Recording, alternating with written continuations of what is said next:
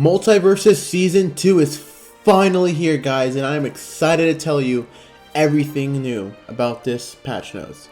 Don't forget to like, comment, subscribe, and let's begin with this video. Let's start with some general stuff. First off, for the Season 2 Battle Pass, there will no longer be no tiers where you'll get no reward. So every single tier, there will be a reward.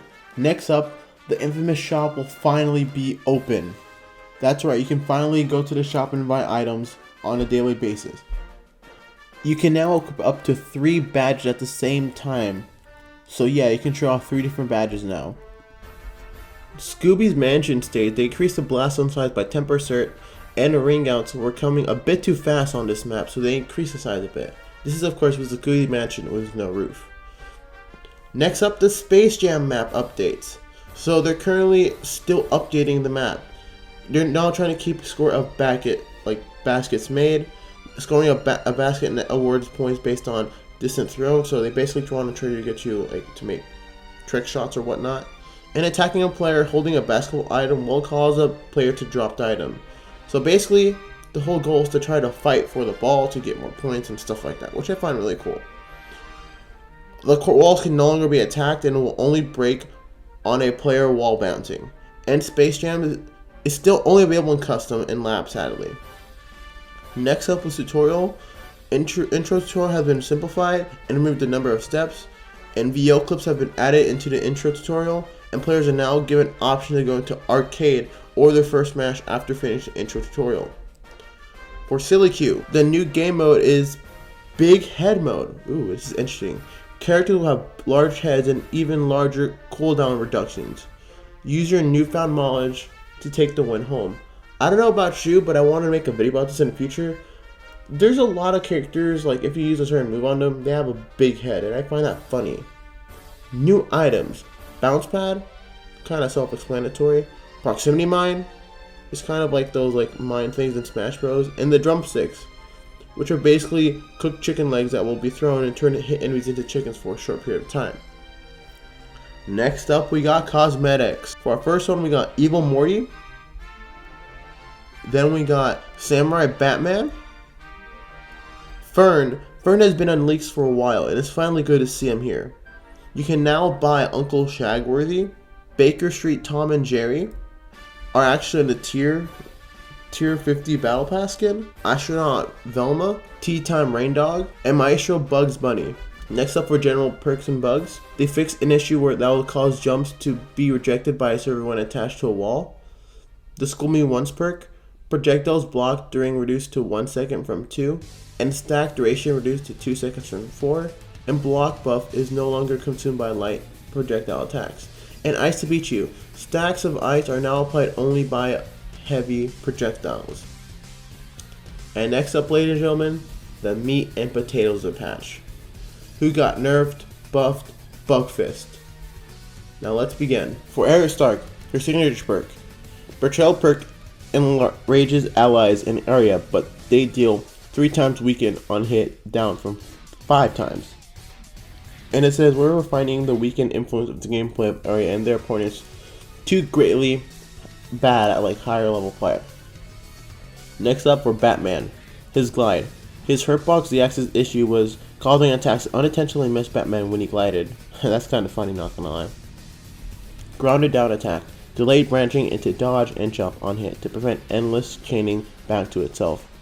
Area down special removed the ability from this move to combo back into itself in order to prevent endless chaining. And his signature perk, Bounce Rain weakened stack applied reduced to 3.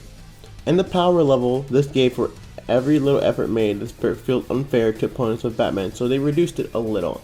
And his aerial side attack, able to cancel into wall slide 5 frames earlier. Next up, we got Black Adam. So for general stuff, they fixed issues where the electric tether hitbox would linger after the visual faded. They nerfed his ground side attack by making it much smaller hitbox for all 3 jabs to basically make it better match the visualization. His ground neutral attack removed hitbox on Black Adam's arms. His up special, lift off triggers 3 frames earlier, and his side special increased the acceleration hit stun of the projectile slightly. And his grounded up attack, they added armor on startup. For Bugs Bunny, For his aerial neutral attack, Branches jumps into earlier, and they basically just want to reintroduce some combo path back to Bugs Bunny while trying to avoid the infinites he used to have. So basically, they don't want to nerf him to the ground, but they also don't want to make him overpowered. For Finn, they reduce his weight. He is now 49 units of weight. His aerial neutral attack, active hitbox, frames start 2 frames later, and his armored buns, the block buff is no longer consumed by light projectile attacks. For Garnet, they fixed a bug that was causing her arm hitbox to stay on during attacks when they were not attended to. For Gizmo, they added ammo to Popcorn.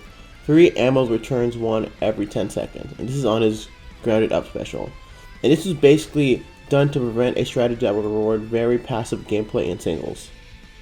Grounded aerial neutral attack, arrow going through Popcorn increased damage from 8 to 10. Knockback scaling increase from 12 to 13, and base knockback increase from 1,250 to 1,350. And they fixed a bug where there was an issue where the arrow would be destroyed when it shouldn't be. Next up, we got Harley Quinn. They increased the weight to 48 units. Now, I don't know if it's me, but I feel like they've been fixing her weight a lot with Harley. For neutral special, Bat Bomb hitbox now better accounts for Z-axis and hits more reliably. Side attack on the ground, jump and dodge cancel window for jab 1 and 2 now comes later.